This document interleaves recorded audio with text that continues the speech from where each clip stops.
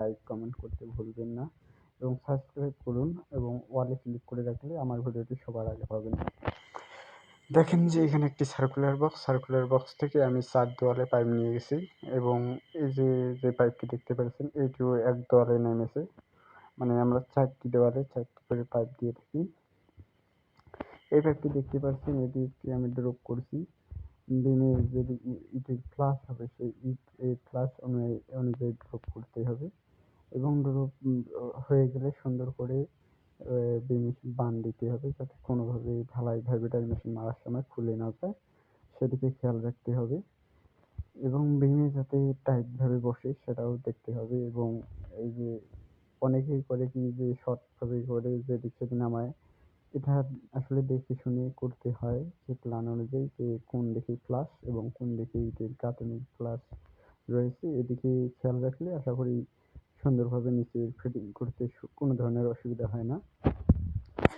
এবং এছাড়াও যে পাইপ আছে এখানে 2টি পাইপ রয়েছে। আমরা একটি পাইপ রয়েছে পরবর্তীতে ওদিকে আরো একটি রুম হবে তার জন্য আমরা আরো একটি পাইপ নিয়ে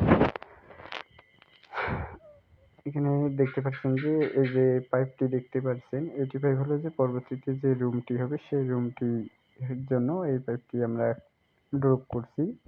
যে 4 দেওয়ালে পাইপ হবে সেই 4 দেওয়ালের জন্য একটি এবং নিচে যে ড্রপটি নামবে সেখানে আমরা লাইট দিতে পারবো এবং চাইলে সেখানে আমরা সুইচ বোর্ড লাগাতে পারবো বেটের সাথে এবং এই যে পাইপটি দেখতে পাচ্ছেন এটি হলো যে পরবর্তীতে যে এদিক ছোট একটি ছাদ হবে তার জন্য আমরা এটি একটি দিয়ে রাখছি। ওদিকেও এইচডিপি পাইপ হবে তেমন কোনো ব্যাপার না, ওই দিক দিয়েও টানা যাবে। আশা করি অনেকেই আসলে করে কি কম রেটে মিস্ত্রি খুঁজে, কম রেটে মিস্ত্রি খোঁজার কারণে তখন দেখা যায় যে ওই কম রেটে যেমন মিস্ত্রি করবে তেমন কাজ হবে। এবং দেখতে পাচ্ছেন এখানে একটি ফ্যানের হুকটি আমরা আসলে কিভাবে দেই সেটি অনেকেই জানে না। আসলে এই ভিডিওটি দেখলে আশা করি পুরোটাই বুঝবে। এই যে ফ্যানের হুকটি দেখতে পাচ্ছেন আমরা ফ্যানের হুকের নিচে একটি কাগজ দিয়ে রাখছি এবং তার উপরে কাগজ দিয়ে এই হুকটা সুন্দরভাবে পেঁচিয়ে নিয়েছি এবং বান দিয়েছি এবং দেখতে হবে যে হুকের নিচে যে কাগজটা দিচ্ছি সেটি টাইট আছে কি না। যখন ভাইব্রেটর মেশিন মারবে তখন কিন্তু বের হয়ে যাওয়ার সম্ভাবনা থাকে, তার জন্য এটা টাইট করে দিতে হবে, এদিকে খেয়াল রাখতে হবে। এবং এখানে পাইপ দেখতে পাচ্ছেন 3টি পাইপের মধ্যে একটি পাইপ হলো যে মেড লাইনের জন্য এবং 2টি দুই পাশ থেকে এসে ড্রপ নামিয়ে দিচ্ছে বিমে যাতে পরবর্তীতে এখানে দেওয়াল নিচে গাঁথতে পারবে এবং উপরে যদি চায় ওদের সাইডে সেক্ষেত্রে ওরা সরাসরি করতে পারবে।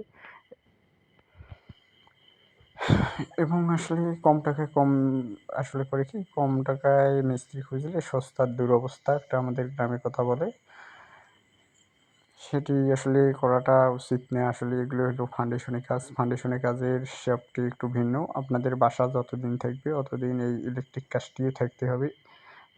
কম দামে খুঁজলে এই কাজের মান কীরকম হবে আশা করি বুঝে গেছেন। দেখেন যে আমাদের এই যে ছোট ভাইরা সকলে মাল নিচে ঢালাইয়ের জন্য প্রস্তুতি নিচ্ছে এবং মাল সুন্দরভাবে মিক্সার করতেছে। এখানে হাতের ছোট ছাদ তার জন্য তারা এখানে কোনো মেশিন আনা হয়নি, শুধু ভাইব্রেটর মেশিন আনছে এবং সেটি দিয়ে কাজ চলমান।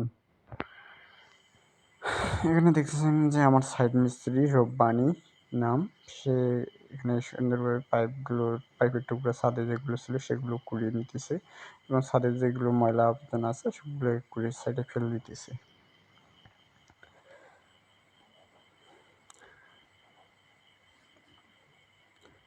পুরো ছাদটা দেখলাম, এখানে একটু ছোট ছাদ সেজন্য।